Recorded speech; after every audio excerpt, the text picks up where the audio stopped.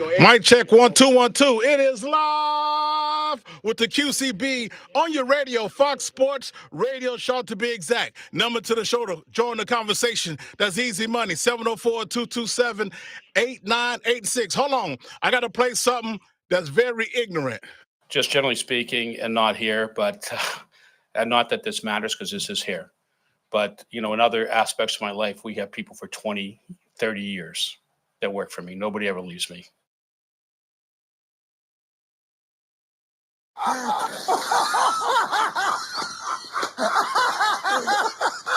Okay.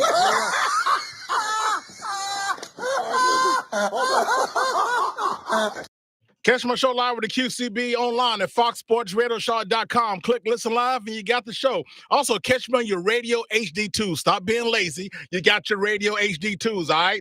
If you got one, you got all of them. 1019 HD2, 1047 HD2, 979 HD2, and 951 HD2. My HD2 signals are stronger than morning breath. They're stronger than Malcolm Jamal Warner cheekbones. They're stronger than Mark McGuire cheekbones back in 1988. Also, the one line. Anything in the world of sports on your chest, call the one line, and I'm going to play them around 5:30, all right? That number, 704-227-8668. Listen to my show live online at FOXSPORTsRadioShow.com. Click listen live. Leave a comment on my Twitter page at Real QCB. We live on Instagram at Real QCB. We live on Facebook, The Real QCB. Also, YouTube. We live on my YouTube channel, The Real QCB. Go to YouTube, type in The Real QCB, and subscribe right there, and you got us, man. Hold on. Before I get started with the show, I got to play something ignorant again. Just generally speaking, and not here, but and not that this matters because this is here. But, you know, in other aspects of my life, we have people for 20, 30 years that work for me. Nobody ever leaves me.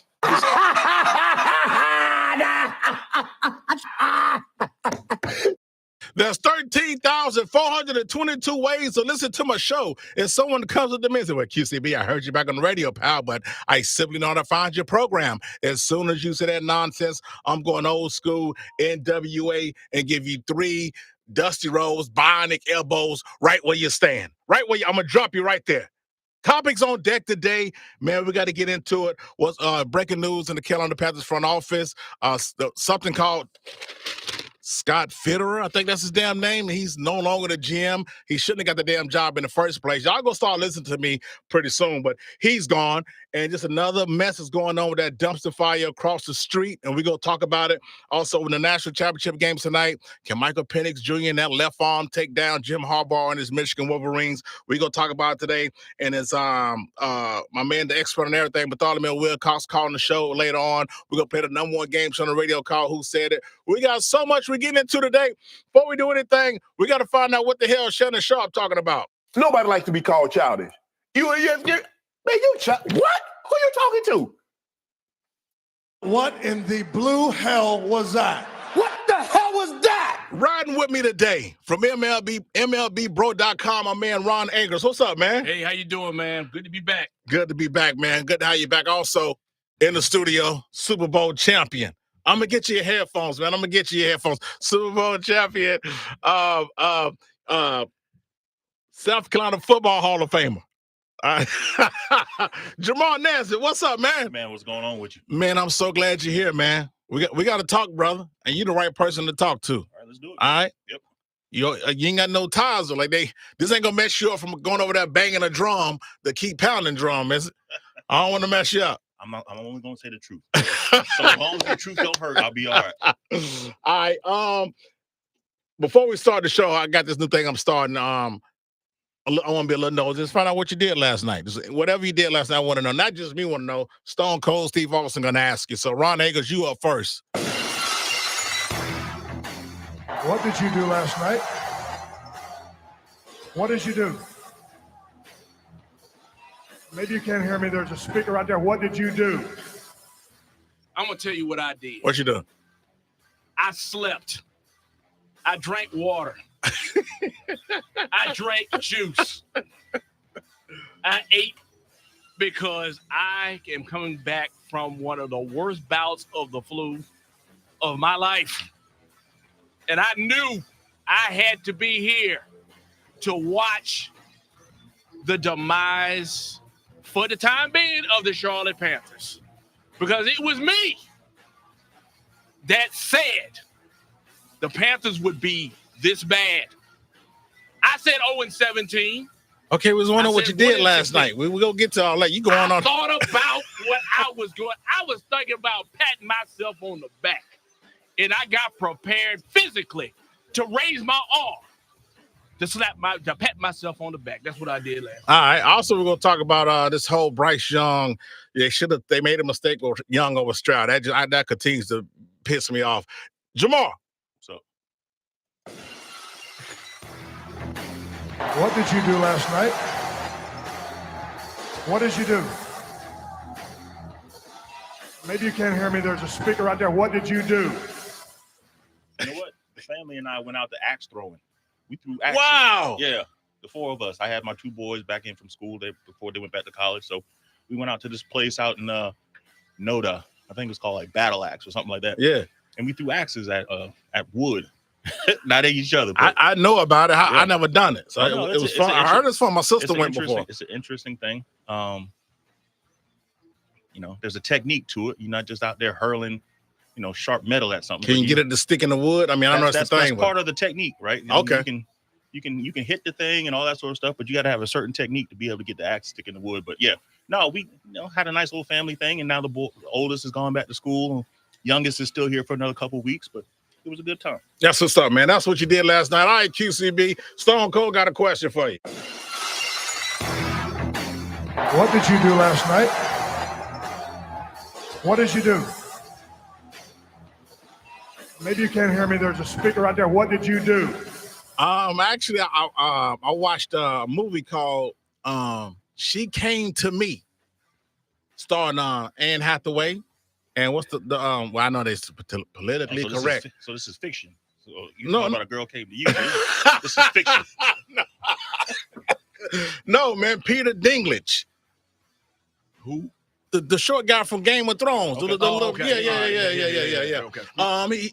He's a composer of operas, right? And Marisa Tomei's in I know there. what movie you're talking about. You saw the trailer? I've seen the trailer. And he's married to Anne Hathaway. They don't kind of mess around. She's a neat freak. She's a counselor or whatever, a psychiatrist. And he's taking a walk one day. You need to go outside and get your mind, because he having writer's block, and they meet Marisa Tomei in the bar, and they end up knocking boots.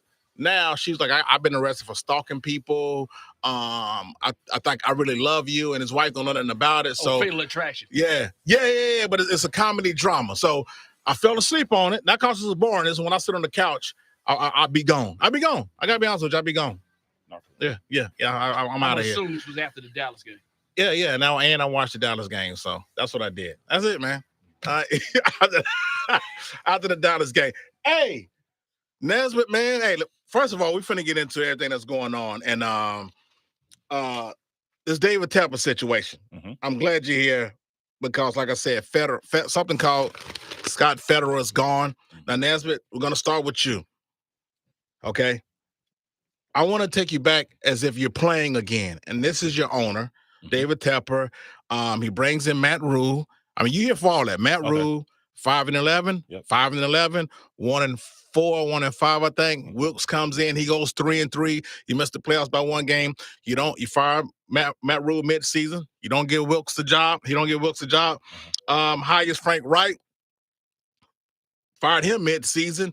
Now the damn throws a drink on a fan, and holds a press conference, don't allow Scott Fowler to ask a question, who's been in the Charlotte Observer for 30-something years or whatever. And right now, this is where it's at. Got Bryce Young. So what's the mindset of a player right now with all this going on with David Tepper? Well, I'll say this, and I've thought about this whole situation. My first question really and truly is, like, as an organization, how can you ever discipline the players? If your owner acts like that, right? Like, what guidelines are players really going to be held accountable to? Now, obviously, you want them to be professional and all that sort of stuff. I'm just hypothesizing, right? Just throwing it out there. But here's the thing. You're still a professional, and you're out there to win games. The bottom line is you haven't won a lot of games throughout all of that. And sometimes there's something called, overcoming coaching. Like, you have to be a good player.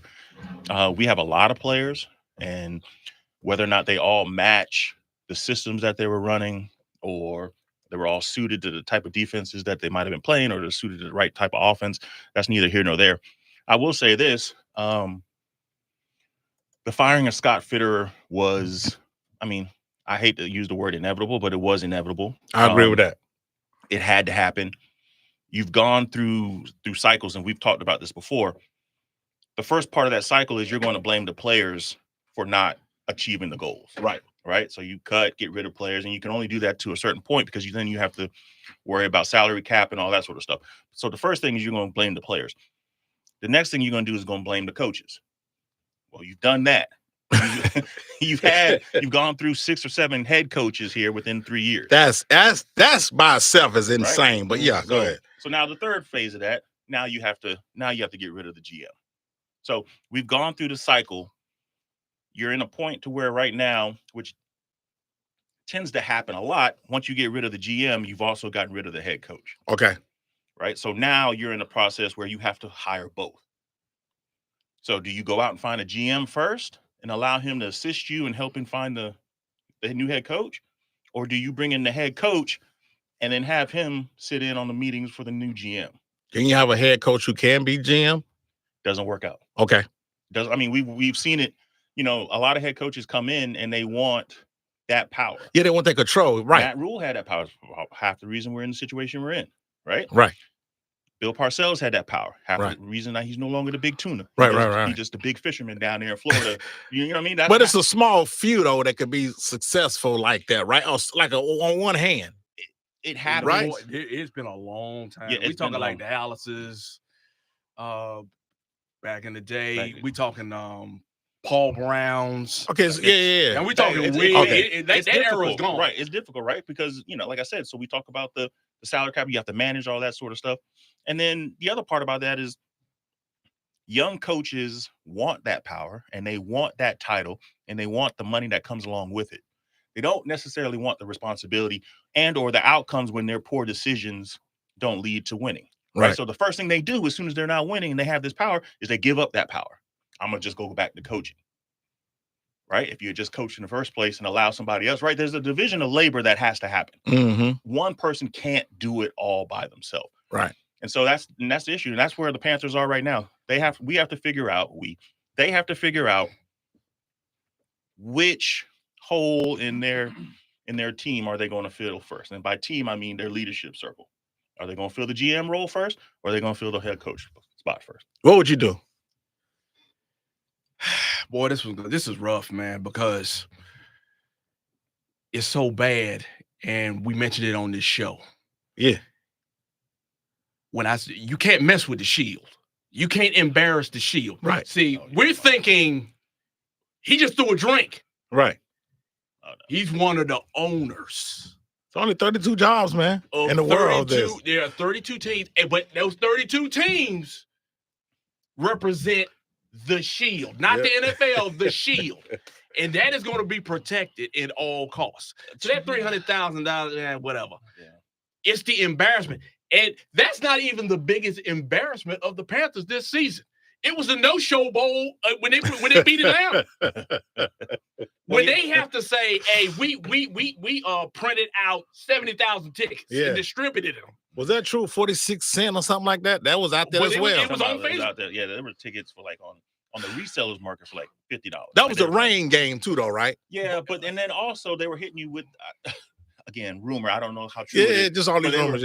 They were hitting you with the whole facial recognition thing too, like. We're going to take your picture so you don't have to actually, qualify for, you know what I mean? So, hey, listen, man, you're still in the South. Then people were like, hey, I don't, you not just go CB. You know what I mean? Like, it was a different thing. So, and perception is part of reality. We understand that, right? Right. And I'm sorry, it rained that day. It was bad. Kudos to the people that showed up. I didn't make fun of them. Agreed. Those are fans. Yeah. So when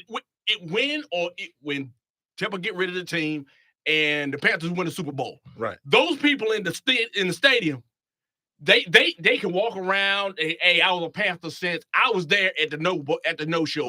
I like that, the no show bowl. Let me push back on you a little bit about Tepper's behavior and whether or not he's actually going to be punished or anything like that. The owners are not going to police their own. And they're not going to police their own to the point to where they're going to force this man to get rid of his team because he hasn't elevated himself to that level yet. And here's the situation. They're not going to point the finger at somebody else when they know they've done things to that level, right? They're not going to vote this man out because now you've just set a precedent that's saying, hey, any slip up, I can get voted out. Right. Right. So yes, there's only 32 teams to own, but it's a small club and these dudes interact with each other. Now they compete against each other. Yeah. I'm not saying they wouldn't do anything in their mind to cut the arm off or cut the legs off of their competitor. But at the same time, they're still going to protect themselves. Themselves meaning this group. We got to build a bad resume over a long period of time, like man, Snyder. How long it took Snyder to right. No, you're not gonna get. Hey, but let me push back on that. That's true. We're still fresh off that Dan Snyder thing. Yes, we are. And listen, in the National Football League, and Roger Goodell has shown, if anything I've learned from a professional commissioner, is money and showing that we have our stuff together and everything is tight and right. The Panthers have not shown that. They have shown dysfunction from week 1, basically through week 18. They did not.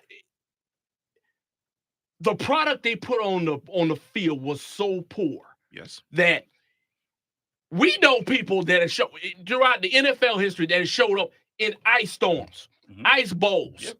There's Buffalo Eagles. You know they were going to show up in the stadium. That's right. Those people did not show up. We're talking about money, and the money of people not showing up in the stands does not affect the NFL. The NFL is already making their money from the TV deals, the merchandise, and all that sort of stuff. So the money that isn't being made from fans showing up is only affecting Tepper. So that's part of his punishment. Right. But here's the thing: you want to force a guy out, force him to sell his team. Yeah. Tepper bought this team for what? $2 million some change? Yeah. Billion? Yeah. This team is worth what? $3 and some change billion? Yeah. So to punish him, we're going to give him $1 billion? How does that? That doesn't make any sense. I like that. But when we hit this commercial, when we come back, I want to talk about the coaching candidates. Okay? Because it's Washington has a job available, the Falcons, the Chargers, Panthers. You know, can they get someone down here? Can we get Ben Johnson from don't make the hold on. We gotta talk about it, man. We'll be right back on live with QCB, which is probably being brought to you by RBC Wealth Management. I got my man Ron Agers in the building, and also my man JAMAR NESBIT in the building. Keep it locked right here, Fox Sports Radio Charlotte.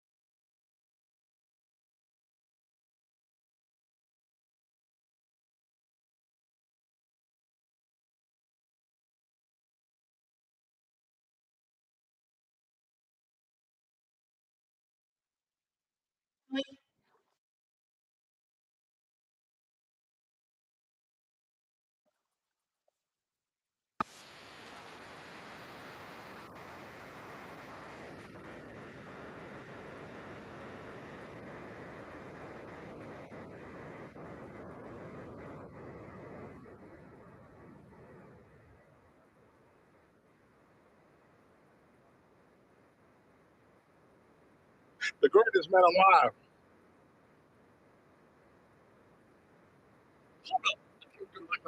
That's right. Welcome back. Playing the strut. Yes. I'm a Lord of Fresh. Well, let's give him some more. Jamal was probably third grade getting his lunch money taken when this came out.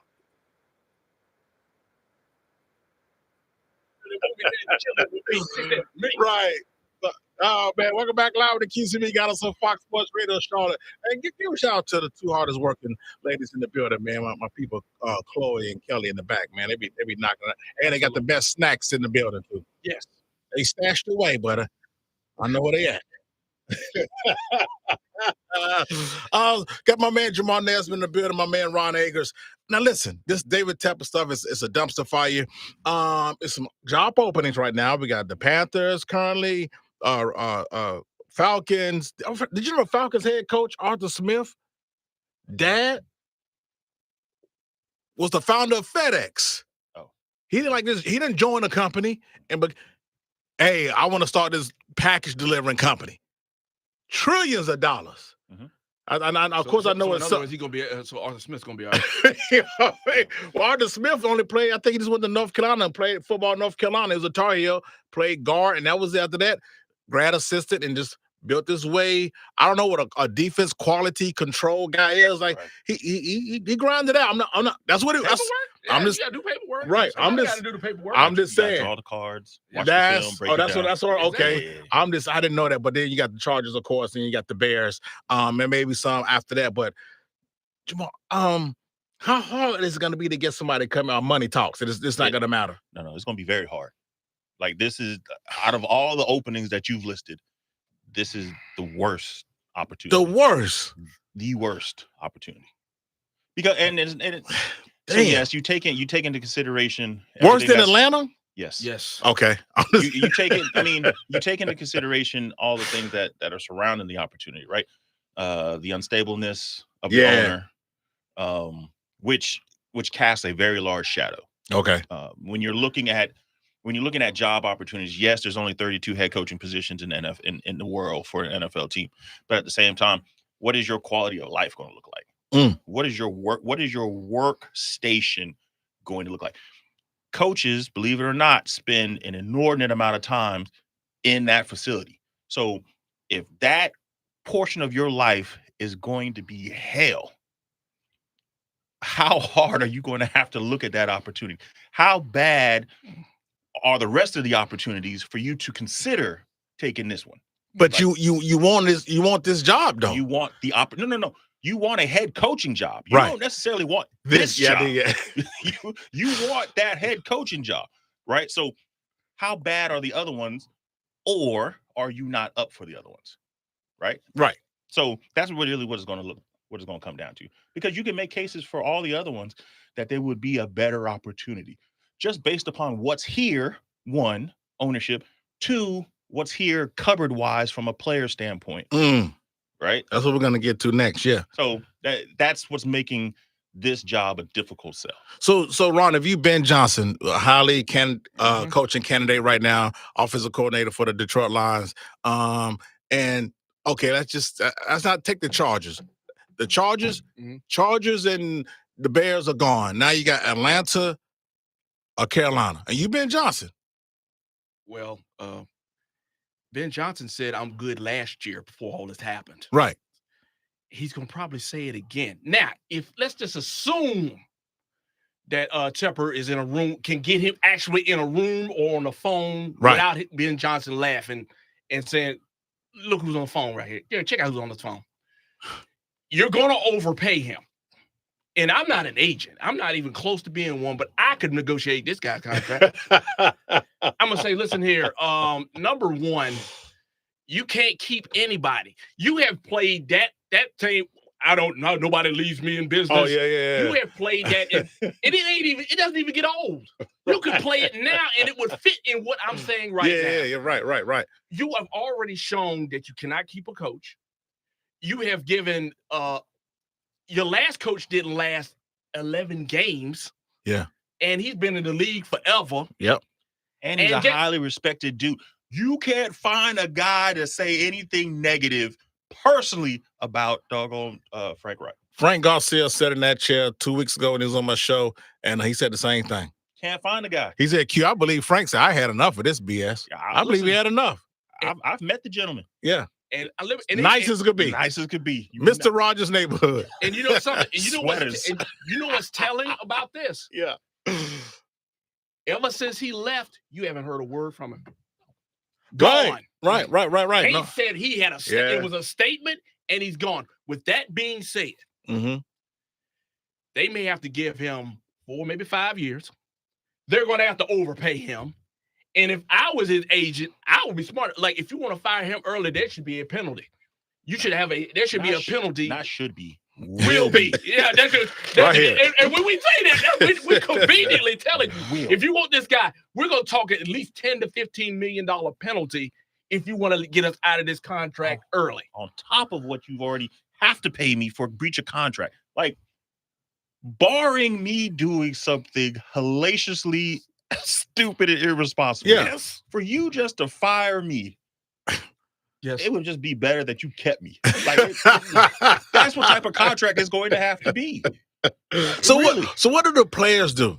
Y'all talk about this, you know, I mean, I get, look at y'all, I'm doing my job. Like, are you scared? You know what I'm saying? As far as losing your job, you know what I'm saying? Like, because this owner, he's unpredictable. I mean, yes, you're on, well. Who has he paid, player-wise? Yeah. Because he wasn't around to give McCaffrey his money, right?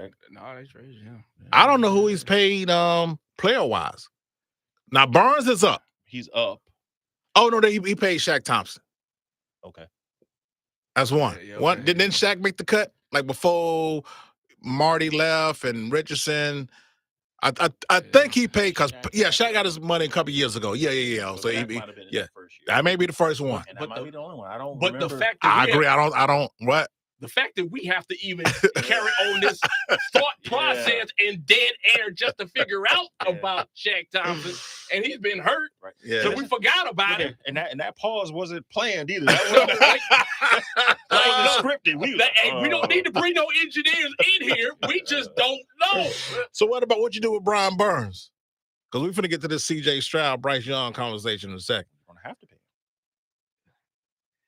Or you're gonna have to let him go. I say, well, see, they blew it when they could have traded. I mean, when they had a chance to move him and get the assets, they didn't move him. So, but you got to cut some fat now because it's a dumpster fire. I know C.J. Horn played good yesterday, but what's the old cliche? The best ability is available. right? Dante Jackson, like it's a lot of guys who they look good, but dude, they never on the field. No knock against them, dude. We need you on the field. This is a mess right now. We got to need guys who has to be on the field. Well, so that also goes back to one of the questions earlier about what is wrong with the team, Right. Unfortunately, I think it's also a culture of me first versus team first. And I will never question a player about his injury or whether or not he can play through it or anything like that. But I will speak to a culture to where I've been on teams where the culture was, if I can walk, I can play. Right. And a coach is going to have to tell me that I can't go. Yeah. Right. Now, we all know that, from a personal liability standpoint, that's not necessarily great for your career. Yeah, but it's in you though. But it's correct. This right? is new age, load There management, is- it soft is- batch, it baby is- cookie, biatches era we're in now. I will never co-sign that for you. Right. But what I will say is there's more education, there's more knowledge about, the personal body and all that sort of stuff. But what I will say is this.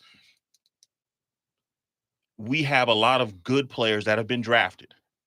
To give Scott Fitter his credit, his first 2-round picks have been pretty good. Now, as you brought up the talking point about, which quarterback were they 100% on, let's go. who they wanted and all that sort of stuff, notwithstanding, but their first early round draft picks have panned out. Right? Except so far with Ike Ekwonu, who I've been riding like Seabiscuit. Well, see, and I was here the last time and we talked about this. He's right. He's playing out of position.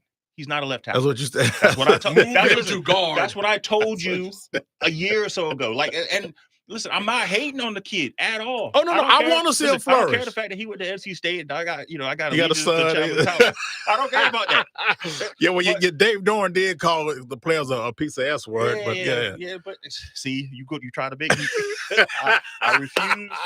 See, because I can go out there and call NC State a bunch of mouth breathers and all those. Yeah, I can do all easy, that crazy. easy. I'm not gonna go there. Yeah.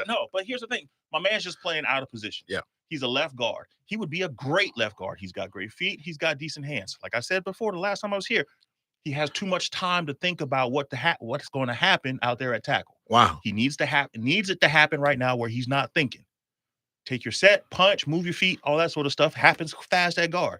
Hell, if he can snap the ball, he might even be a better center because it's happening right now. Playing him at left guard where he can use his feet. Too much time. Oh, yeah, He but just a guard, has too much time at left tackle. Right. This kick. Oh, he's coming. What am I supposed to do? Duck my head and miss. Like, it's just too much time. Some people can play it. Some people can't. Wow.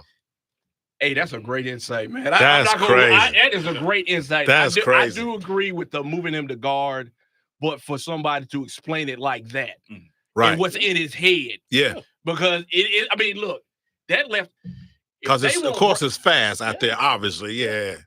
Bryce Young got sacked 62 times. Did he pass Sam Howell or he's still second? For this year? Yeah.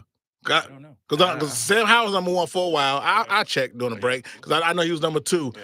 And I heard it because we hear stats all the time. I heard a stat where whenever Bryce Young got sacked, it was like an 8-yard average. So coming out, not as first and 18 or second and 20, whatever. So listen, I don't think the Panthers made a mistake by drafting Bryce Young over CJ Stroud. I just think it's too early to tell. I mean, we only played 17 games. And as a matter of fact, the first 7 games, Bryce Young had 3 touchdowns, 3 picks. CJ Stroud had 8 touchdowns, 4 picks. I mean, I've seen Bryce Young did have an ugly game, a few ugly games. Rookies, they have ugly games, right? We know we said 3 to 8 though. Come on, stop. I'm just saying. So 3 games. Now, granted, you also have to look at strength of the opponent that they're playing. We ain't even got to that. Well, hell, but Bryce. I'm talking about the first 3 games. If you're comparing apples to apples, first 8, the first 8, sorry, first 7 games. First 7 games. Yeah. Right. So 3 touchdowns and 3 interceptions. Right. Okay. Well, yeah, 3 touchdowns, 3 picks. So now Stroud had 8 and 4. That's all relative, and it's all within the framework of the game. What did those touchdowns and interceptions turn into? Like, what were the wins and losses for those first 7 games? Because I can tell you what the Panthers ended up with. And so I almost remember those first 7 games were not any of those were not wins. CJ Stroud also lost to the Jets too when he had a horrible game and threw on the 40% completion percentage. He was terrible. That game. You know what I'm saying? So like listen, but what's the 3 things we know about the Panthers, right? Front office is a mess. Bryce has no weapons.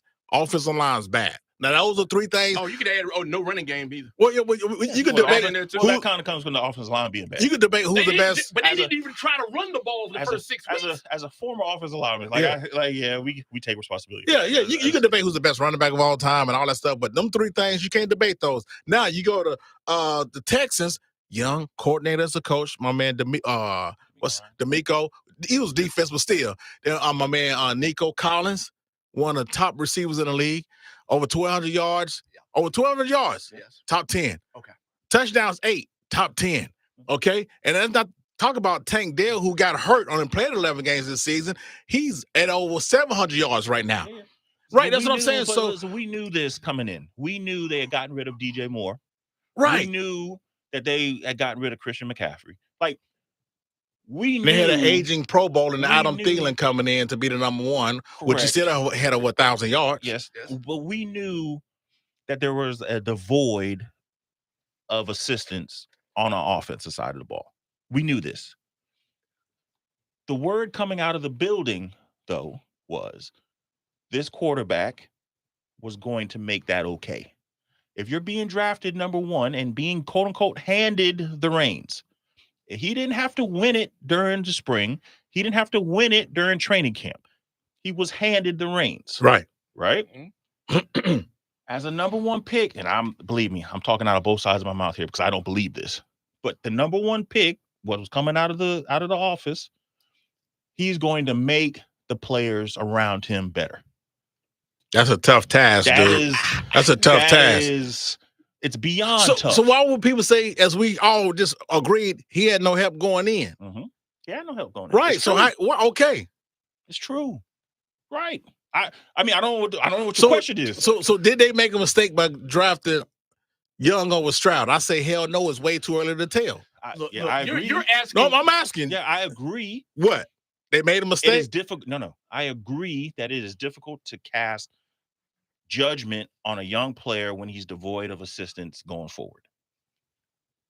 Being that as it may, they unfortunately set the young man up for failure. That's what he's saying. That's not true. Thank you. How can you set him up? An NFL player. Well, he wrong too. They set him up. What's the benefit of setting him up for failure though? I've been going back and forth with Ron Akers. He's been saying that the whole damn season. Because there was a bevy of poor decisions made. I can't believe he said that. There's a bevy of poor decisions made before the young man was even drafted. Yes. Thank you. And so are they going to stand up there and say, you know what? We flubbed up this job. We don't know what we're doing, and we made all these mistakes. No, we're going to go out there and put somebody. We're going to put somebody out there who has to shoulder the blame. And leak some quotes to the press. We were thinking about talking about CJ Stroud, and we were going back and forth, and we had a deal made. What about couldn't tell? I just can't. I see what you're selling me. I can't buy they set them up for failure. But whether knowingly or unknowingly, right? The facts are the facts. Because of the poor decisions that were made before the young man was even brought into the getting rid of his number one, DJ Moore and all that good stuff. The young guy coming in and being devoid of assistance, he had no chance. He had a number 6 pick first round, the Ike Ekwonu as his left, aka blindside 2. He had blindside 2. You're just proving my point by when I say the poor decisions that were made. They drafted a player really high out of position. That's a poor decision. I don't like playing sports talk radio, and y'all not doing that. I'm saying I'm just prefacing because what I'm finna say. Okay. So I don't want to say I hate doing if. I hate thugs. I don't like doing. Had they drafted Stroud, it's hard to say what the season would have. You're doing the social media in the end. This is the no. internet. This is me asking you a question. I don't think they made a mistake. They did not. I told you. Based on what he had to deal with, the dysfunction, right? That's my rookie of the year. Who? Bryce. Okay, so you agree with me? The stuff that he put. So we all agree they didn't make a mistake. They didn't make a mistake. What he is saying is this: the Carolina Panthers, with all the stuff that was laid out, the lay of the land, and they said, we're not going to give you any quality running back. That is established. Well, they brought no. They signed Miles Sanders, which was the second best signing in the offseason behind Aaron Rodgers going to the Jets. How did it work out? I know, but I'm talking about when they signed him. Poor decisions. That wasn't a poor decision. Bringing in the guy who was third in rushing to your team is not a poor decision. Well, Philly let him go for a reason. I'm just saying. Philly let him go for a reason. Sometimes you can't agree on stuff. And you go somewhere else and play. You're doing ifs. Right? You don't want to do ifs, but now you're doing scenarios. No, I'm saying sometimes, wait a minute, every time a player leaves, a high-profile player with a good year leaves the squad, I mean, they ain't want to pay him. Sometimes you don't just want to be there. I mean, sometimes coaches and players are on one accord. Sometimes you just want to leave. As bad as Philly is now, and they are pretty bad I've been called that. From Philly, you're going to Philly to Carolina. I'm just talking about the signing. The signing, that wasn't a bad signing, though. Here's the thing, so if we want to break down that signing. It wasn't a bad signing. Here's your question. Or here's how you're gonna put this. I want you to say QCB, you know what? You're right. No, I'm not gonna say that to you. Because here's the thing. Was Sanders, the running back, was he a product of his own God-given talent, or was he a product of running behind that Philly offensive line? Both. Because when he came here and the offensive line is different, it didn't show, right? Right. So again, we talk about, you can go out there and reach for a signing, trying to make up for some of the misgivings and the misdiagnosis of players that we've had, and go out there and sign someone to try and fill these holes and to cover up some of our inadequacies. Or we can actually look at some of these players for what they actually truly are and what they're actually good at and figure out the scheme. And that's the other part about this. The Carolina Panthers have gone through how many coordinators? How many head coaches? How many different types of players have been brought in under the wrong system, or the system changes while those guys are here? Like, there hasn't been any stability. You want to say these last 3 years? Fine. These last 3 years. Yeah. Right? Right. So I'm with you. As a player, I'm saying it's difficult for someone to be brought in and then have the system switch and have to learn a new one. It's difficult to be a type of player and you've played your entire career one way, come to one who's supposed to be the same, and then it switches. It's difficult for young guys to come in with vets who are doggone disparaged, ready to go home, ready to get out. You know what I mean? Yeah. It's difficult for young guys to come in when your vets don't have any faith in what the organization is doing. So there's a lot of stuff a lot of parts of this onion that has to be peeled off till you get to the middle where you can start rebuilding this thing.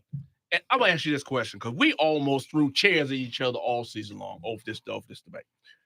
Do you believe Bryce Young would have been better served to come off the bench for the first 4 or 5 games? Yes. While Andy Dalton, yes, because he's built for this function now because he was with the Cincinnati Bengals, right?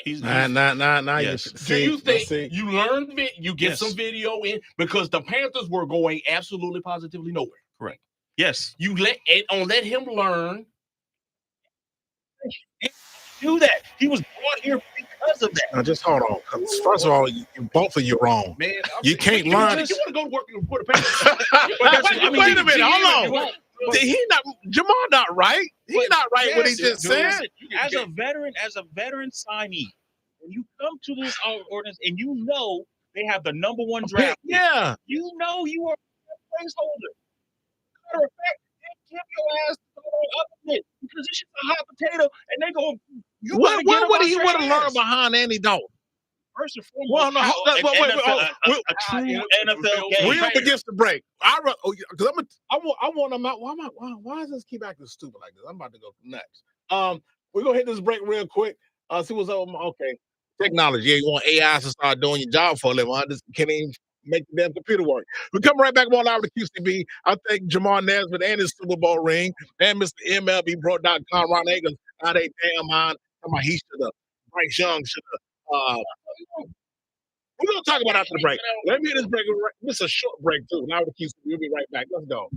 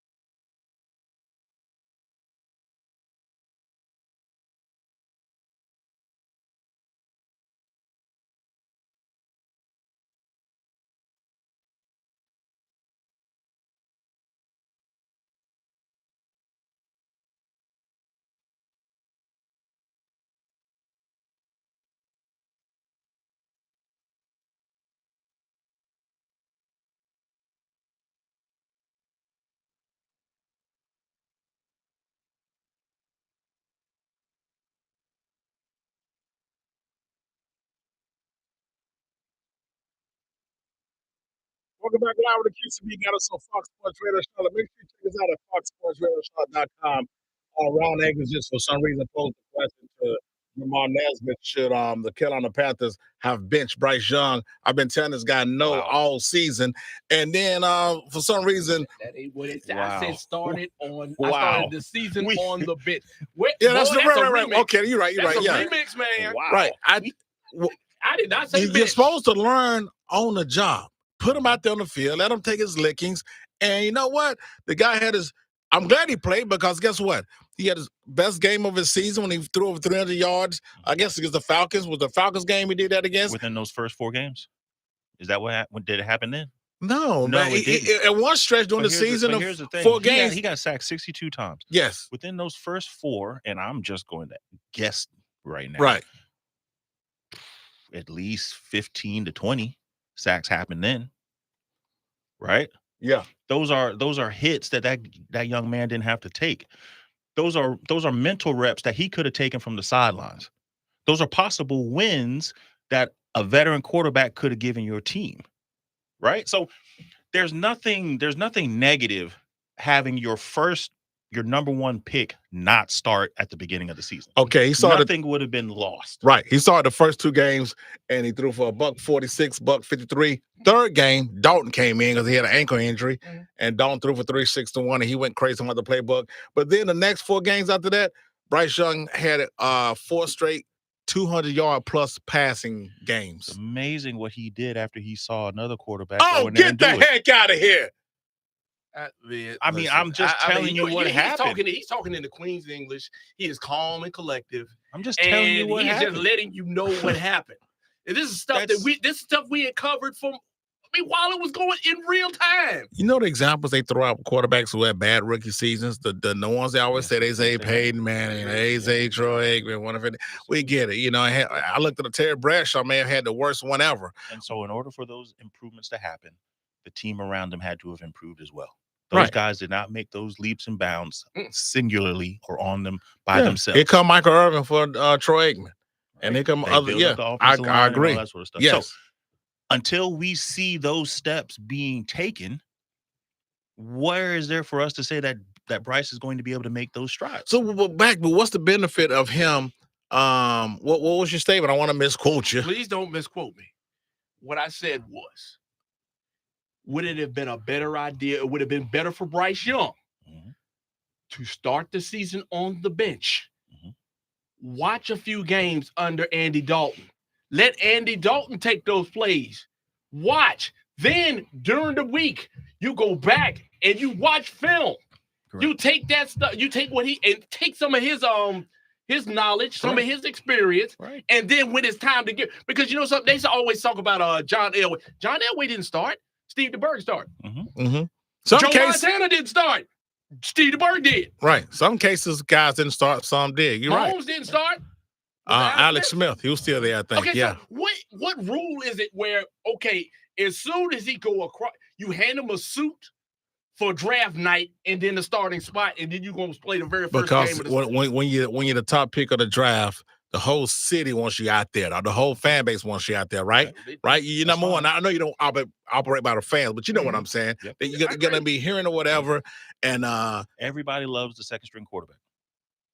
But I guess, if you look at everybody. Like, and then when they do good, they want them to, like when Cooper Rush came in last year, they was talking about getting rid of Dak. Exactly right. Everybody loves the second string quarterback.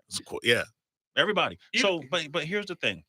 And here's the other part that kind of goes unspoken about. When you have a number 1 guy, yes, everybody's looking to him because everybody wants to see if he's really that dude or not. Right. Right. And I'm talking about from the rest of the players in the locker room. All right. Yeah. What better way to cement him as the leader as in him having to go through and actually earn it instead of it being given to him? He still got to earn. That's all. Oh, you talking about the starting position? I'm talking about the starting position. That's all I'm saying to you. There's nothing that you would have lost had Andy Dalton gone out there first 2-3 games. If Andy fell on his face, guess what? He gets to come in and ride in and save the world. He's a hero. You put a cape on him. If Andy's playing well, now all that's happening is Bryce is sitting back there learning, watching, taking those mental reps, helping prepare during the week. Fresh, healthy. The gleam is still on him. He hadn't been beat up. He hadn't been shown to not be able to see over offensive linemen. He hadn't been seen to not be able to throw with anticipation. Shiny new car sitting in the garage hadn't been taken out and driven yet. Yeah. Right? Right. All you did was hurry up and get that luster knocked off of him. Now, instead of everybody saying, hey, man, we got the guy, we just can't wait to break him out. Now everybody's sitting here questioning, was that a good purchase? That's what they're doing. They questioning. And you know something? And then the owner put up a total debacle in a press conference talking about the guy. And he's part of the problem for this. Right. Because I don't care. C.J. Stroud could have been drafted. Well, that's tomato. They would have won 4 games. It would not have mattered. That's tomato. I agree with you. The whole world would say that. Jameis Winston, Marcus Mariota. Let me tell you something. Terry Bradshaw at his prime, Roger Staubach, Dan Marino. You can pick any quarterback. Yeah. Otto Graham, I don't care who it is, would not have survived what Bryce Young survived this year. Yeah, he survived it. That's why I thought the size thing was out the window. But you know something? When them nagging injuries start kicking in over the next couple of years. That's what everybody. A lot of guys are nagging injuries. All right, man. Listen, it takes JAMAR 3 hours to get out of bed on Saturdays. Okay, don't move the goalposts next year. Tuesdays hurt. I'm just telling you, man. Look, that Sunday you get done. That Monday you still all right because the drill is still full, man. That Tuesday. Tuesday. I'm just so glad he was able to get out there and get them licks in and have because you know I just had such an ignorant conversation. Well, give me one thing that Bryce Young does better than C.J. Stroud. I think both of them make good plays. They make NFL type plays, you know, close to the sideline and what's the play when you catch over the shoulder and the back shoulder throw. I've seen both of them make good plays. I know Stroud's a little more versatile out there, agile. He runs better. Allow me to give Bryce the flowers on this. I don't know if C.J. Stroud would have been able to deal with this situation as well as Bryce has. From a character standpoint, yes, I do not think. And so that in and of itself is going to carry that young man further as you go on through life. Now I know that's not an athletic thing, but as a face of a franchise, right, which is what the position that he's in, his ability to handle this mess that he's been handed, right? I don't think he's been given enough credit for professionally, because it's difficult to maintain a professional face in the midst of all this chaos. Right, and he showed some emotion last week, and I like when he got mad at the sideline. He looked at the little pad and he kind of slammed it down.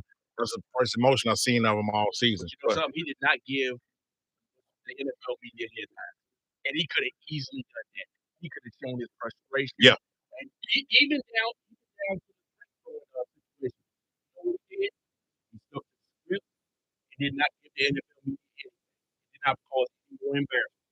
Because he could have said the wrong thing. Boom, this could have taken out. so we're coming back more live with the QCB. We're talking national championship game. With Oliver Wilcox, game show, one line, everything right here. Let's go.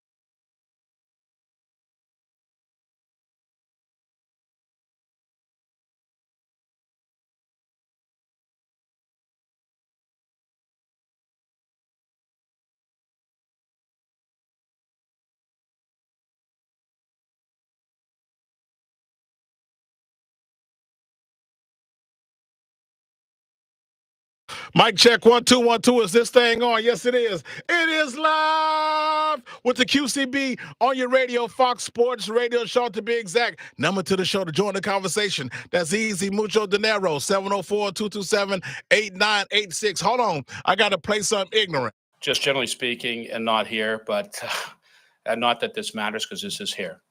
But, you know, in other aspects of my life, we have people for 20, 30 years that work for me. Nobody ever leaves me.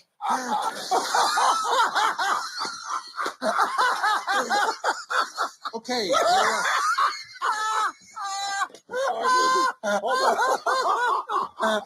Check my show out on your radio HD2s. Don't stop being lazy. Yes, you got them, all right? You got me on 101.9 HD2, 97.9 HD2, 104.7 HD2, and 95.1 HD2. The signal goes from Charlotte to Fraggle Rock. The signal is stronger than Malcolm Jamal Warner cheekbones. It's stronger than morning breath. Check me out on radio HD2. Also, check me out online, the app, FOXSPORTRadioShow.com. Click listen live. You got my show. Leave a comment on my Twitter page at Real QCB. We live on Instagram at Real QCB. We live on Facebook, The Real QCB. We live on my YouTube channel, The Real QCB. Go to it and subscribe. I'm trying to go viral like Shay Shay Room with Cat Williams. That was yo, that's 13,000. Oh, I got to play something ignorant. Just generally speaking, and not here, but and not that this matters because this is here. But, you know, in other aspects of my life, we have people for 20, 30 years that work for me. Nobody ever leaves me.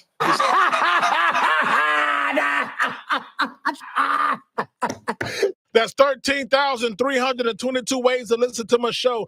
If someone comes up to me and says, well, Q, I heard you back on the radio, pal, but I don't know how to find your program. As soon as you say that nonsense, I'm going old school, Dusty Rhodes, NWA, and give you 3 straight bionic elbows. Before I do the fourth one, I'm going to roll my hands up and do a pelvic thrust, and I'm going to hit you with the fourth one, and you're going to drop. Riding with me today, MLBBro.com, my man Ron Agers, who continues to tell me that Magic Johnson is having these decisions on bringing these big-name guys to the Dodgers because he owns a piece of it. You know something? When did this conversation come up? That was when I told you that Ron Rivera was going to get fired. Yeah? That was 6-7 weeks ago, right? Yes. Man, I tell you one thing. I'm on a roll, man. Oh, and by the way, they bring in Bob Myers, who built the Golden State Warriors dynasty, to help in the coaching search. What? Yeah. I swear, Ron Agers. I'm just going to I know what you're going to say. I am the smartest man alive. I told you I got ready for today. I drank water and juice to pat myself on the back. That's what's up, man. Also riding with me today is my guy, Super Bowl champion with the Saints and playing with the Panthers, of course, and also South Carolina Football Hall of Famer, my man JAMAR NESBIT. JAMAR, let me tell you something. I ain't scared of you, motherfuckers. But what's up, man? We good? We're good. Oh, hold on. Before we get, I ain't done it all. Have I done it yet? Let's see what Shannon Sharp. Yeah, let's see what Shannon Sharp talking about. She better have some pig feet or some chicken feet. That's the only thing I'm sucking on there. They go in the mouth. Feet. What in the blue hell was that? What the hell was that? Hold on, Shannon. Give me one more. Give me one more, Shannon. You know your boy. I get hot like a spoon in a crack house. That between me and you, Ocho. Ocho, that between me and you. Don't let it go no further. What in the blue hell was that? What the hell was that? Oh man, the references. Wow. Wow. He'll bring you here. He'll bring you into his world, won't he? That's what's funny, man. I get it. I know you know football, but it's like you said, when he hit them references on you, I'm like, huh? Wow. Oh man. Boy, he paints a picture, don't he? He paints a big one, man. That's so funny. You know what? Let's do one more. Well, I don't want this. I don't like that. I don't want to go there. Why you watch this? Why you don't watch? Why you don't listen? Why? I don't hear anything on the television. Why you gotta watch TV with no sound? Yeah. Why is the dog on the bed? Whoa, okay. Thank you. What in the blue hell was that? What the hell was that? I feel like Sam Jack in Pulp Fiction. English, man, do you speak it? I'm sorry, man. I got you. I'm just Jules right now. I just got this Jerry. I just sprouted a Jerry curl. Hey. And I'm a vegan because my girlfriend's a vegan. There so that you go. kind of makes me a vegan. It does. Florida State gets screwed. Ooh, that's a tough one. Whoa! It is. Yes, because I'll say this on the face of it, you know, you're a Power 5 team and you won the ACC outright and you're undefeated. You should be in. Clemson would do it. They got to go. You should be in. I hear the argument that was made for why they weren't. Right now, does anybody sitting in this room think that Florida State would have given the same game that Alabama gave? No, not even close. Okay. Well, it depends on if they players would have played or not. Huh? No. Everybody would have played. Oh, everybody would have played. played. Had they been chosen. Had Florida State been chosen and played the same okay, with time, Benson, would Coleman. they have given Michigan the same game that Alabama gave them? No, man. Right? So I understand the fact that Florida State feels cheated, and for all intents and purposes, yes, they were. At the same time, we talk about something that's not even happened. This is invitational. They get to choose who they want. Unfortunately, the college football playoffs is not a meritocracy. You did the best and everything you could do to put yourself in the best position to be chosen. Chosen being the optimal word here. Oh, stop it. You have, as a team, you have to do everything in your power. They was flawless. And they did. They did everything in their power. A decision was made outside of their power. That's all that happened. Based on ratings. It stinks. Based on ratings. I hate it for those kids. They did everything that they were asked to do. They fought adversity. They lost the best player on their team, and they still won. Yes, they did. Not by any pretty points. Like, they didn't glean anything that made people feel confident in their ability to go up there and actually win a national championship. But they did what was asked of them. Mm-hmm. My heart breaks for those kids. It does, because it stinks. Because as a player, all you want is the opportunity to go out there and show what you can do. Why didn't you play in the Georgia Orange Bowl? I thought that was I felt sorry for Florida State, and then I said, you know what? That's kind of all the kids backed out. That was whack right there. Then I had two morons in here, Richard Walker and my man Richard Rich, saying, well, the reason they didn't play is because they didn't want to get hurt. I said, no. I said, you don't think them getting screwed or not getting, well, quote unquote, not. There was a lot of emotional. They said they had nothing to do with it. I said, you guys are morons. A lot of emotional decisions that were made. Right. Because had they been in the playoffs, they would have played. Would you have skipped the game? No. Right. But here's the difference. I'm an offensive lineman. I'm playing. Nobody knows what the hell my name is anyway, unless I mess up and get a holding call or an offsides penalty. Well, I'm playing. Well, why can't you go out there and help yourself out and play Georgia? You absolutely can. That's what that was my whole point. You absolutely can. But now here's the thing. Listen, again, bowl games, even the doggone playoffs, they're invitationals. They're all-star weekends. So what's going to happen when they get expanded to 12 games? There's going to be a lot of 2-loss teams pissed off, ain't it? Yes. That's not going to change, man. The only thing we've done is kick the can down a little further. This is terrible, man. That's all that's there. Should the kids play? I would think that they should.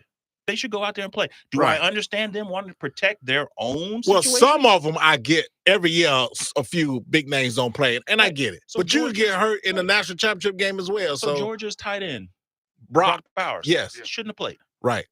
Shouldn't have played. Went out there, didn't get hurt. Right? Yeah. Shouldn't have played. You know what I mean? Now he was coming off an injury and all that sort of stuff. So he wasn't 100%. No. Right. A guy like that shouldn't play. He's about to be a first-round draft pick. No, not for an invitational. And it's not to But win. It's still the Orange Bowl, though. Don't disrespect the Orange. It ain't the damn, the Ron AGERS MLBBro.com Bowl. With Ron Parker doing a coin toss. I'm with you. The ceremony. But to go back and answer your question, yes, I feel like Florida State kids, they were shafted. Yeah, that was terrible. At the same time, both things can be true. Yeah. I understand why. So that's what we're going to put on it. You have to have like your starters. Okay, let's be clear. What numbers did that game do? Numbers. The ratings, the game didn't do anything because the players weren't playing. Well, yeah, that's that's easy. That's behind the fact. That's behind the fact. I think Georgia, Florida State, everybody play Georgia's Georgia. They still only lost one game in 2 years. The stars of the games was Kirby Smart and Norvell anyway, because there's no big name playmakers on either side of the ball, right? You don't have like a Heisman. You know what I'm saying? It wasn't Georgia? right. No, you had Brock Bauer if he would have played. But you know what I mean? It's no big name guys that's, on either side of they're good guys, but they wasn't big name guys. Okay. ESPN, ABC. Yeah. Showed the Michigan-Alabama game. Right. It's not who watched the game, it's who didn't. The numbers were humongous. Right. That is the reason why advertising, chip and dip commercials, they want people on television sets on their day off on New Year's Day. They don't want them out visiting with family. Yeah. They don't want them out at Dave & Buster's. They do not want them they want you to watch that game. And I told you, I'm telling you, I'm on a roll. I told her, I asked her, I said, how many games has Alabama lost? And they said one. I said, they're going to find a way to get Alabama in. Oh, yeah. They're going to find, look, if they lose 2, yeah. Yeah. But when, I said, if they lose only one more game and they win out, they will find, and that's what he's trying to tell you. But Alabama went in there last year, and I was just fine. You said what? Alabama went in there last year. They went in the college football playoffs last year. But you had, and I am an alum of this conference, but you had an SEC team in it. Yeah. Right? You got to understand, like, you got to go talk to Beamer too. No, I don't.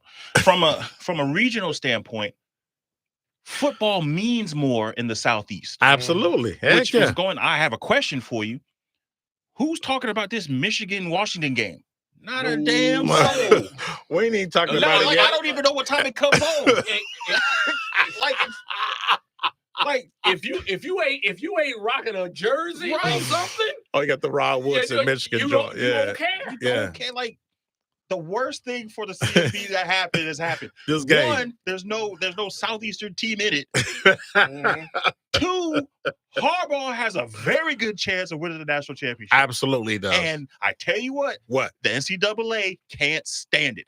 They have done everything in their power to make sure that this dude doesn't. Man done got suspended twice in one season. And still undefeated. Yeah, missed 7 games. 4, then 3.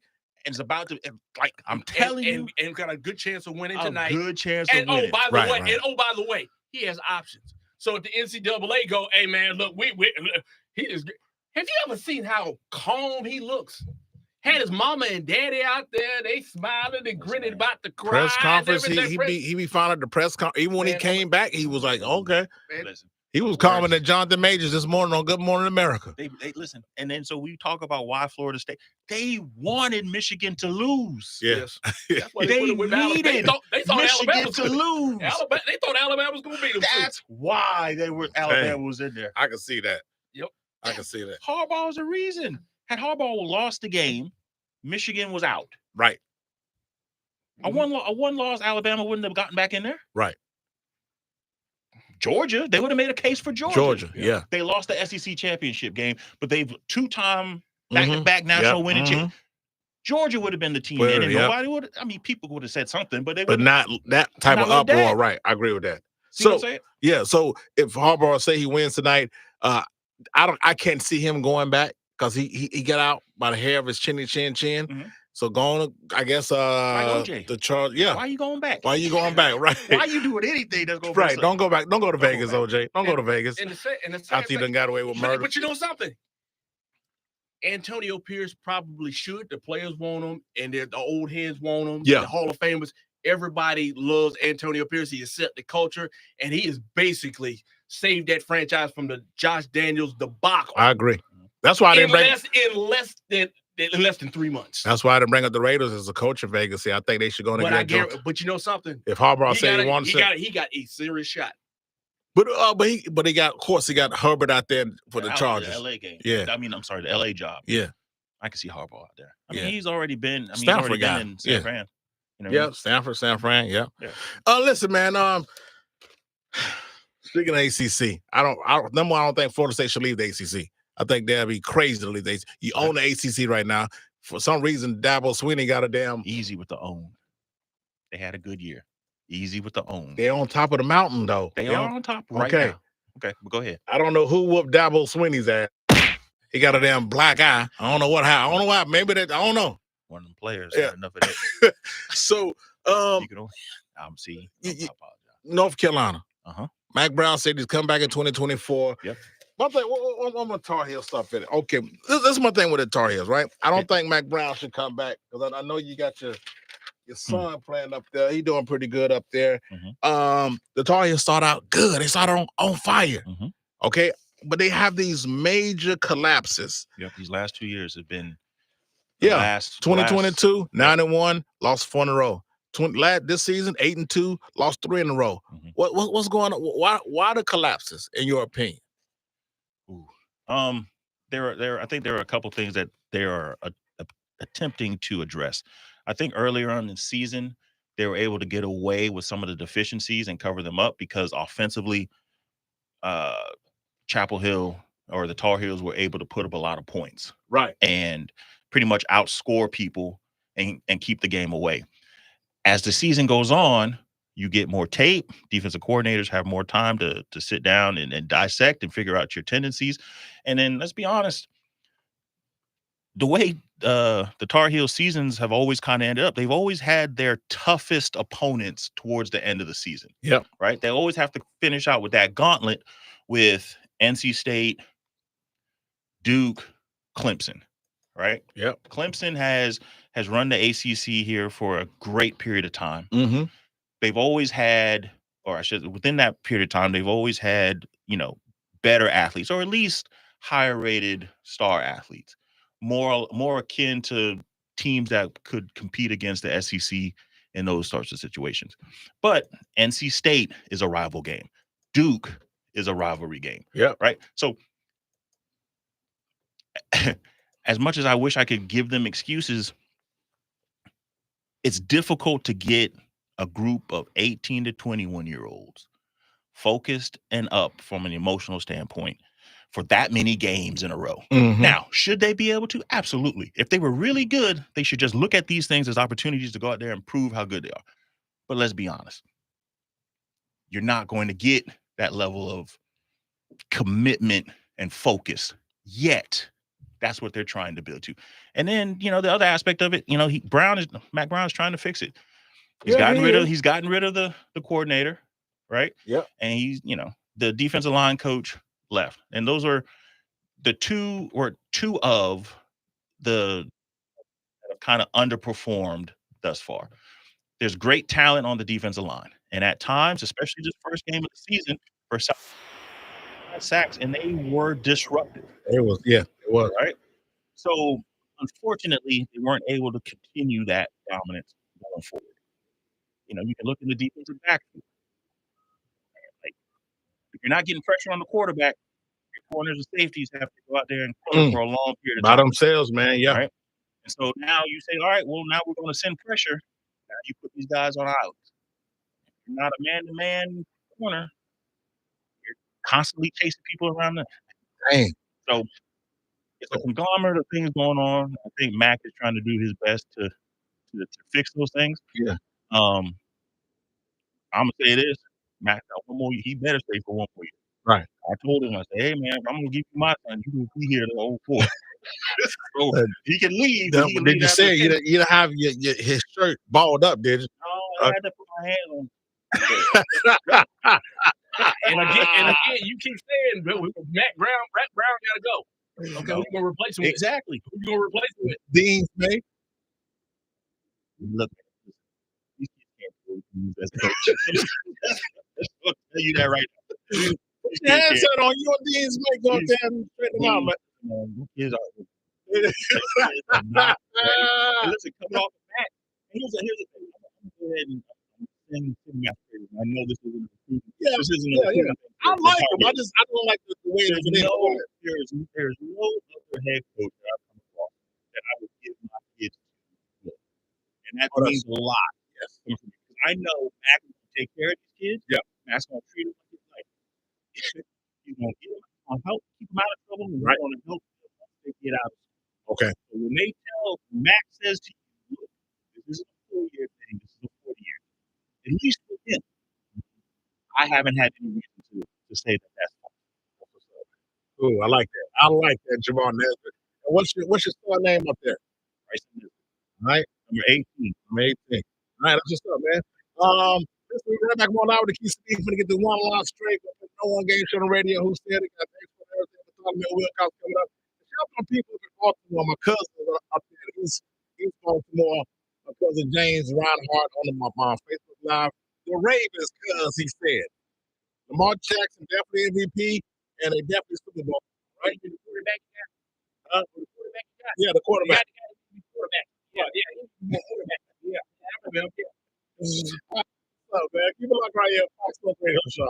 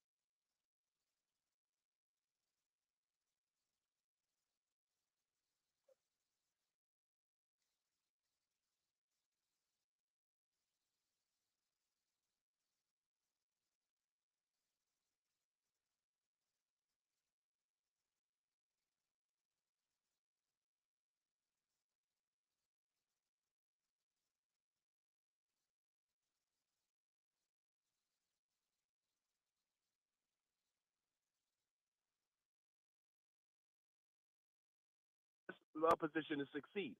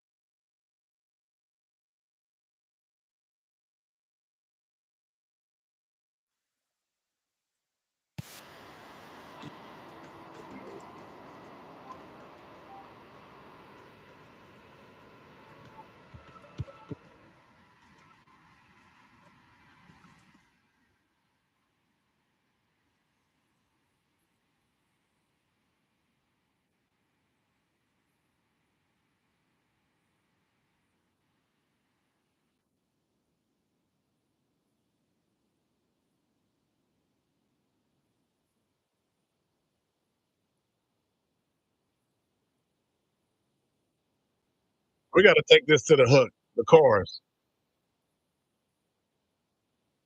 Come on.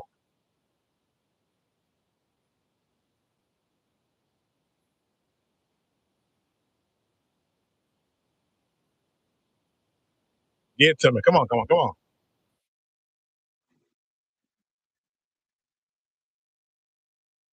What the hell's going on with this computer, man? Oh, here you go. Come on, man. Hey, man, whatever, man. Hey, man, welcome back live with the QCB. Fox Sports Radio Charlotte, man. Come on, man. Tisha Campbell, Whitley Gilbert. And they had the entire cast of Different World. They did. That's why Spike Lee was mad at Bill Cosby. He said School Days was a different world. Because he said, I had been taped School Days. I didn't put out after Different World came. It's some beef there. You about to be, you about to go Like you said, the whole cast was whole cast was in there. So. Ron Johnson. Everybody, man. That's what's up, man. Man, the School Days. Good. Let me cut that off, man. I got a radio program to do here. Where are we? Oh, got a Bartholomew Wilcox coming up. Okay, Wow. Got my man's in them in the building. Ron Agers representing MLBBro.com, the Super Bowl champion, my man JAMAR NESBIT. Before let's get one more shot of straw before we get my boy up in here. Let's go. I mean, we did that one time to the teacher, Skip. We out in high school. We locked the door. We locked the door? Yeah, we wouldn't let them in. But you guess what, Skip? Guess who got up and unlocked the door? Yeah, boy. The guy who locked it in the first place. And guess who got the A? Your boy. That's what I do.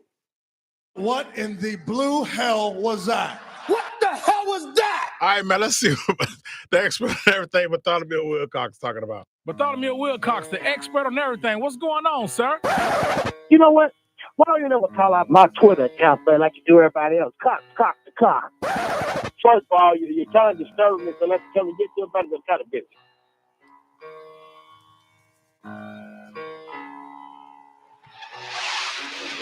Bartholomew Wilcox, what's going on, my guy? I get your vocals back up, then you got to come down from your cerebellum, buddy. You got to hit, you got the right stuff, baby. I love the way you turn me on. Got to hit it like that. These new people don't want to hear that old stuff, okay? Just do it again. Try it again, buddy. Try it again, okay? Whew. What's going on, pal? What in the blue hell was that? Cox, what are you doing, man? We got Super Bowl champion. New Kids on the Block all off. Yeah, we got JAMAR NESBIT here. We got Ron Agers. Sorry, guys. Listen, I don't care who's in the studio, but I'm an entertainer. Okay, I'm sitting there trying to but the new kids want to come back on tour, buddy. I'm trying to get them to get back. So they're in here rehearsing, but almost like when New Edition was rehearsing back in the day, pal. They don't sound the same. They're trying to give them So you got the. You right there with, you know what, Cox? I'm not finna get into it with you, man. If you say with you right now with the new kids on the block, all right. Yeah, they were in the studio. You know, I was hanging out with Mark. I had to change Mark's radiator the other day. He was telling about his brother and them trying to get back. I said, you know what? I'll come talk to him again, Mark. No problem, buddy.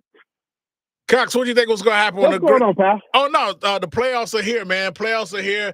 I know he's on the San Francisco 49ers players practice squad, Joe Montana. How you feel about your Niners? Yeah, I know you was like down on them because they had a bad month of December. How you feeling about them now, man?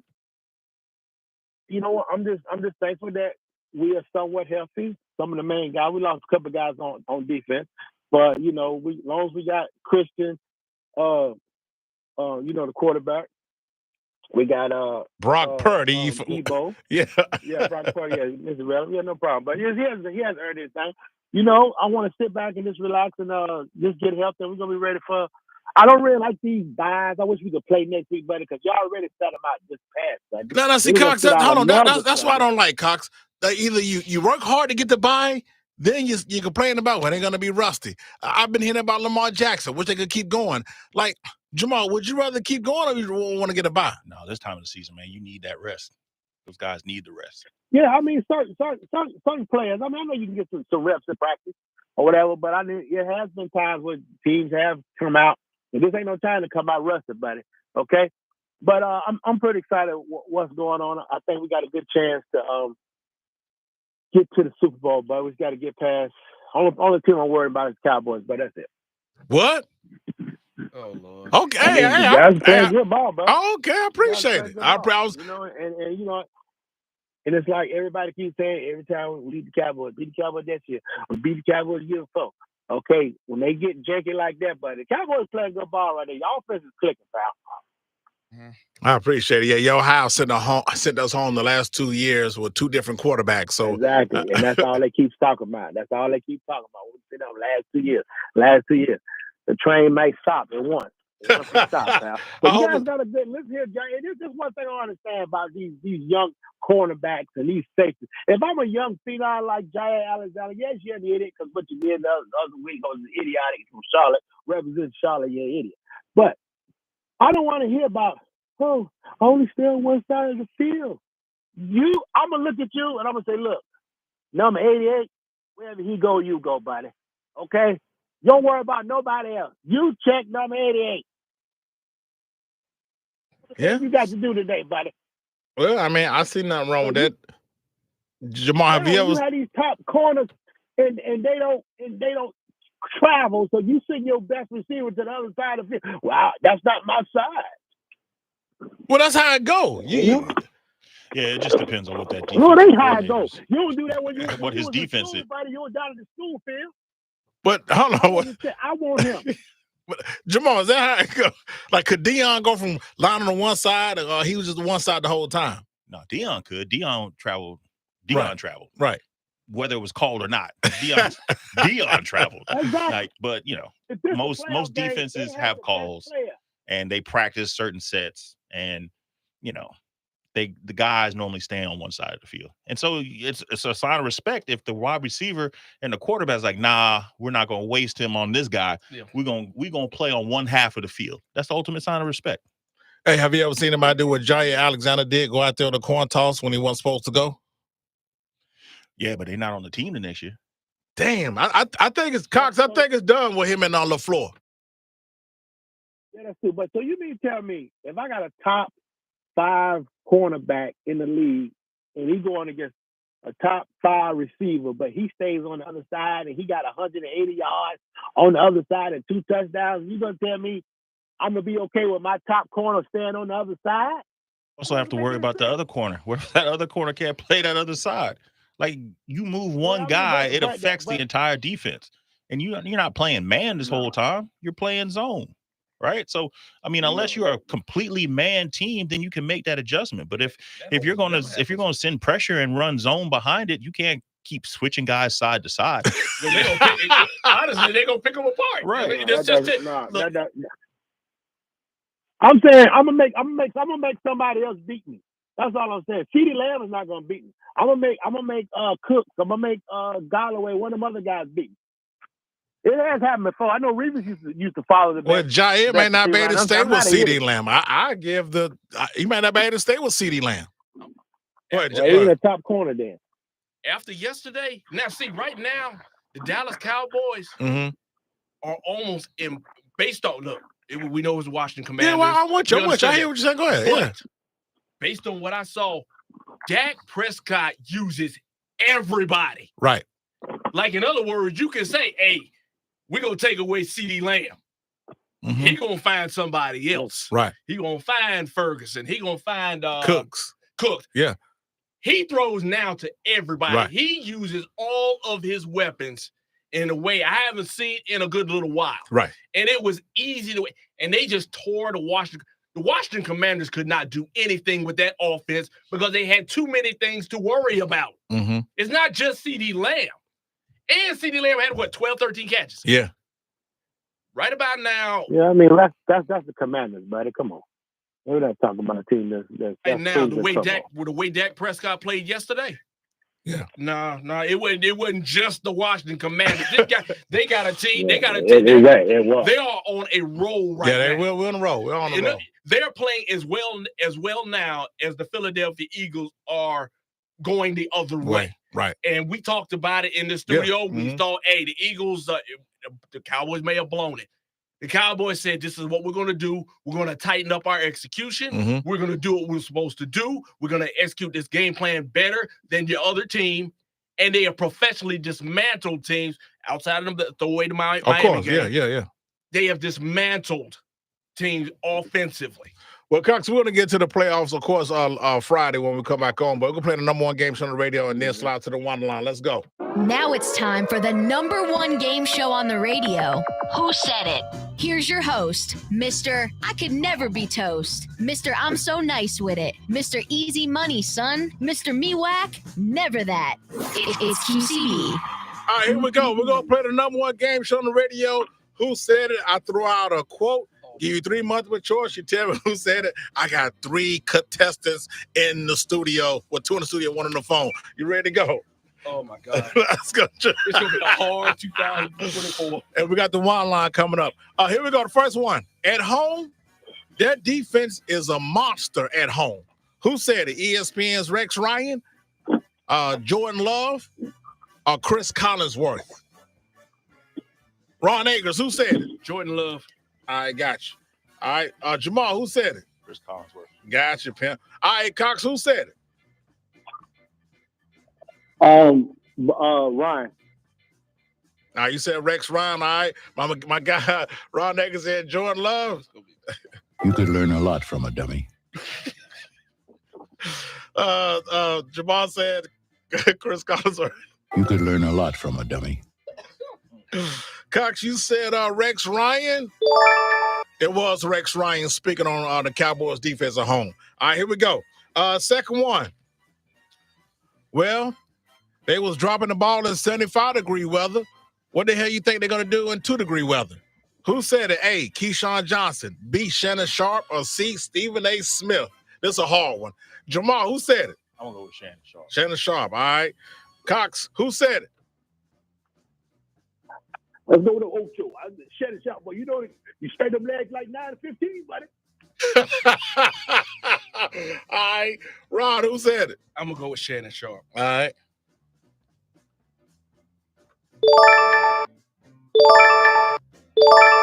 Damn, I hate when y'all get it right. It was Shannon Sharp talking about the Chiefs wide receivers, blah, blah, blah, with the Bills. Okay, here we go.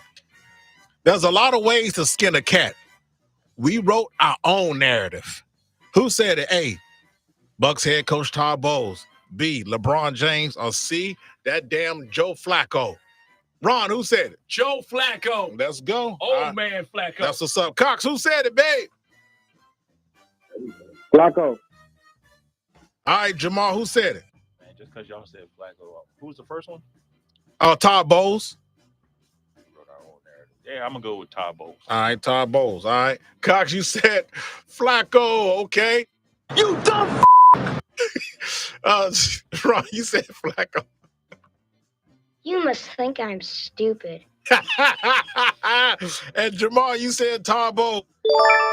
It was Todd Bowles and the Bucks building their own culture post the Tom Brady era. All right, here we go. You're either all in or all out. Who said it? Lions head coach Dan Campbell, Michigan head coach John Harbaugh, C, Bryce Young.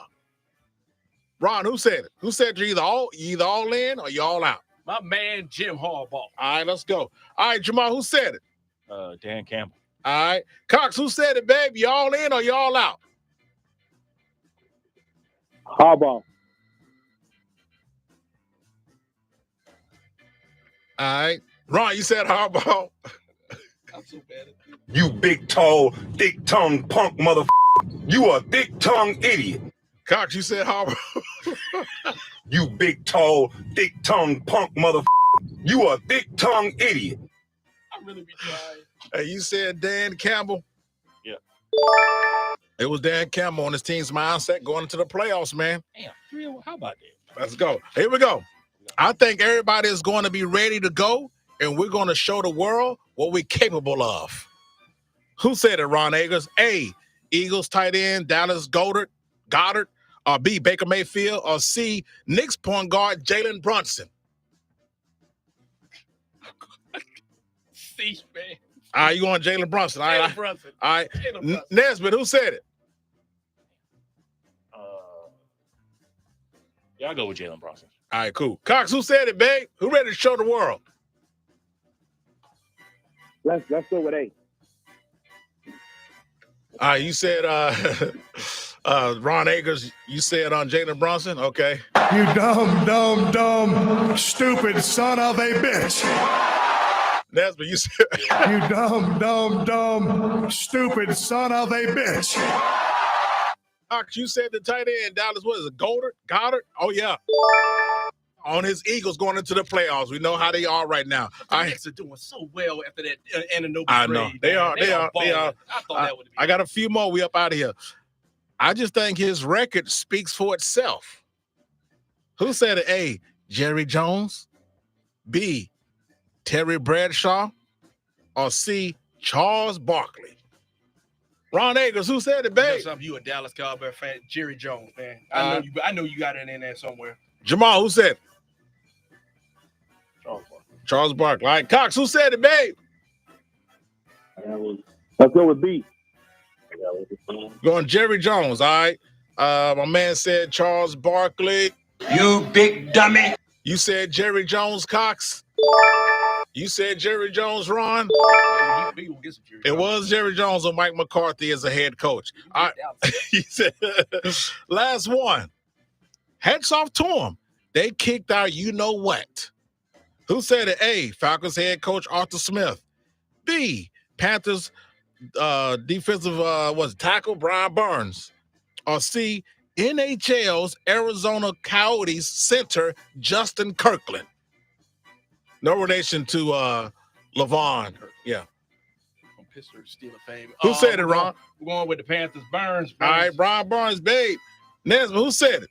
C. The hockey player. All right. Cox, who said it, babe? Let's go with C, buddy. Yeah. All right, we got, okay. You said Brian Burns, right? Yes. Okay, Brian Burns. You could learn a lot from a dummy.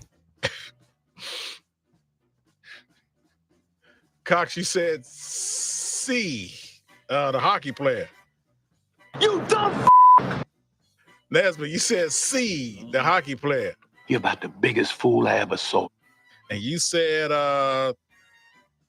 We already did. Yeah. Did 3. That was damn. Oh, the answer was it was Arthur Smith. Are they getting spanked by the damn Saints? What about that? What about that exchange? What about that play? Yeah, so I think they need to cut Jameis Winston. Wow. Because like you can't just go against what the head coach told you to do just because. He has no respect for the coach, buddy. What did you say, Cox? He has no respect for the coach. And anyway, I wouldn't even want a touchdown like that. What? I ain't had a touchdown all year. You're not gonna let me on a surrender formation score a touchdown? I don't who want to score like that?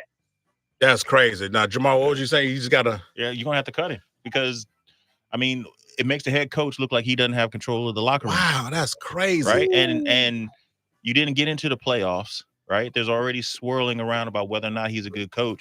The last thing a coach wants to do is be seen as not having control of the locker room. Yeah, it's a bad look. That's what's up, man. It's a bad look. And it's your second string quarterback, not your starter quarterback, your second string quarterback. Right. All right, we're coming back with the WHINER line right here. We got pushed it back. We playing the Whiners coming back after the break. And my man Bartholomew Wilcox on, Jamar Nesbitt, and my man Ron Agers. Keep it locked right here, Fox Sports Radio Charlotte.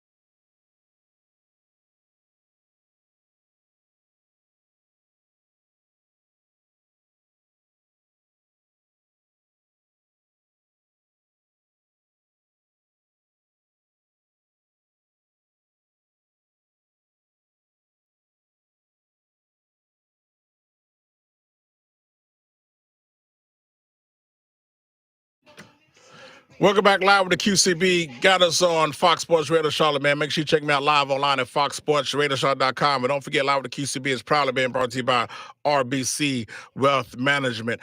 Before we get to the whiners, Bartholomew Wilcox, you still there? Yes, sir. All right, Stone Cold Steve Austin got a question for you, man. What did you do last night? What did you do? Maybe you can't hear me. There's a speaker right there. What did you do? Bartholomew Wilcox, what you do last night?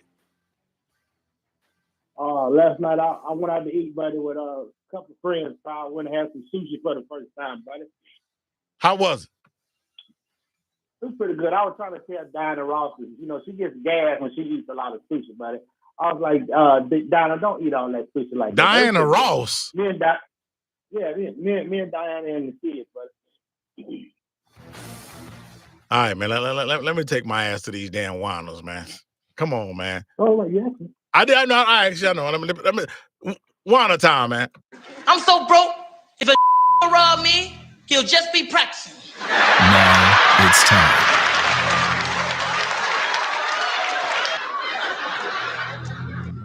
Fox Sports Radio Charlotte presents.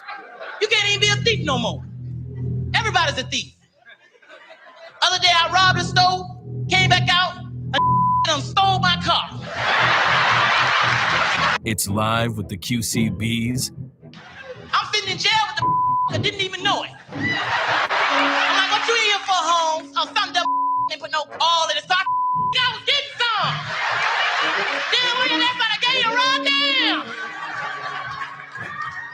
I robbed some one time. I made a mistake and robbed my mama. I said, hey, put your damn hands up. Put them up. Give me a purse. Give me a purse. What you doing with my brother's pictures in your pocketbook? Quick, over there. I'm sorry now. The crying line. Q, what's going on, man? DGD down here in ATL. You know what? We put up a good fight. We was in a hunt. But you know what? That still don't matter. We did better than some teams. They're home smoking a blunt. We was in the hunt. Better luck next year, brother.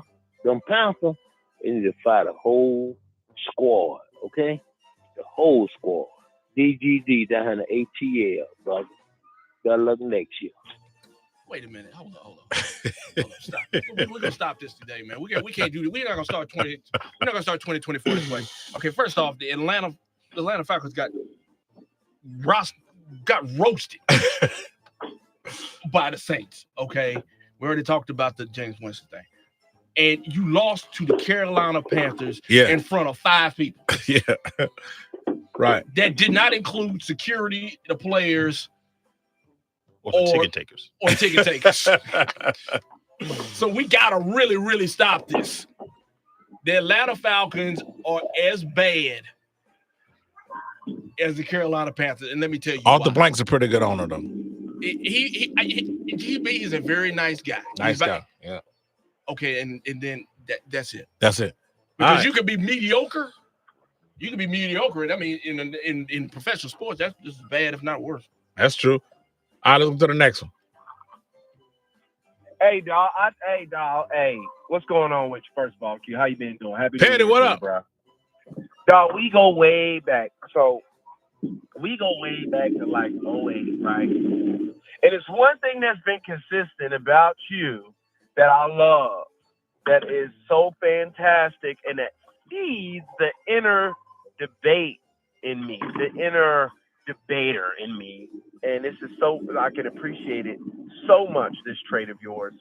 And it is called denial. You have been consistently in denial about certain things, including Bryce Young being a wrong decision.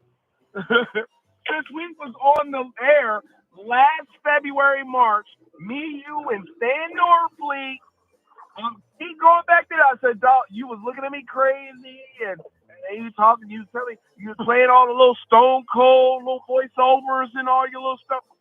You know, you got your little things going on. All right, that's great, but that man still ain't him. And I told you, C.J. Stroud was a better quarterback then.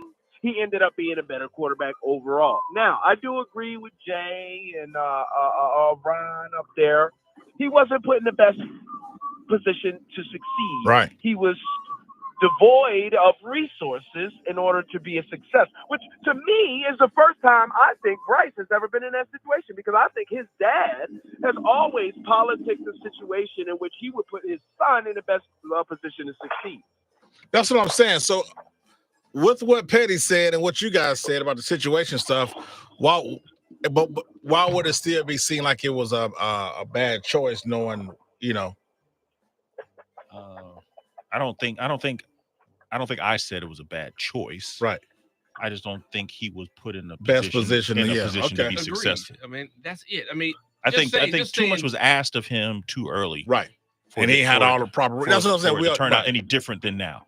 Now, I mean, you don't want to play the game hypothetical. Of course. Right. I don't know if C.J. Stroud would have won you 2 or 3 more games. I don't know. Right. We don't know. Right. We don't know. All right. Cool. All right. Let's go to the next one. Let's go. Q. Happy Monday. Chicken Wayne. Shop Boys live. Always live. TJ Swan, may you rest in peace. Oh, yeah. Cowboys. There's a lot that's happened since October the 8th. 42-10. Like I stated after that game, it's one game at a time. It has been a lot that has built us up to be the team we are now. So let's just go out there. You know, it's win or go home. Let's be the team we built ourselves to be ever since that San Francisco game. Okay? Let's dominate the process, and let's go out here and get this win, baby. Dallas Cowboys on 3. 1, 2, 3. Dallas Cowboys! Head coach, that's a great idea. Whoever don't want to go forward next year, they can get out the team as well, okay? Because we got big plans for next year, brother. Okay, big plan.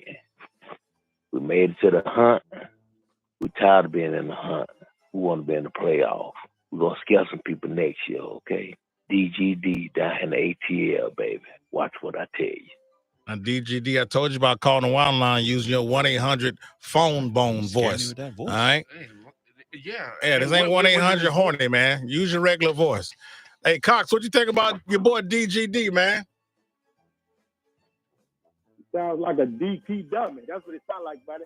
And that was probably one of the worst pregame speeches I've ever heard from that chicken Weezy, whatever the hell his name is, buddy. Hey, see, like, you got to do some background checks. People call in and leave you wondering about. Oh, we're just getting ready. We're just getting ready for the game, man. Well, listen, man, we appreciate you coming through. Bartholomew Wilcox. I got my guys came through today. I appreciate you. My man Notes just walked in the building. Hey, Notes, real quick. Stone Cold got a question for you. Come in the studio. You got to answer this question. Let's go before we get up out of here. What did you do last night? What did you do? Maybe you can't hear me. There's a speaker right there. What did you do? No, what you do last night? Man, last night, school started back for the kids, right? Yeah. They called me. You ever called your teacher? They called me. I'm excited to be back at school. I hang up the phone. They emailed me. Professor Gray, we're excited to come back. I get to school today, one kid show up. Those easy, man. You a professor. You know what? I'm gonna hold it in for radio. Take that mic back, man. You're a professor. Hey, man, I appreciate everybody coming through the show today. JAMAR NESBIT, man, I appreciate you, man. My man Ron Agers, y'all hold it down, and I'll see you guys soon, man. Right back here Friday on Live with the QCB. Thank you, man. We out. Appreciate you, bro. All right.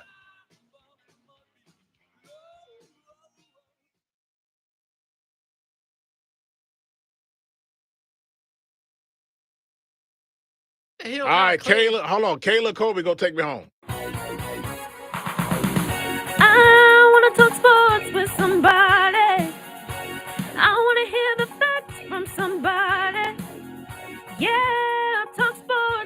somebody with somebody like QCB.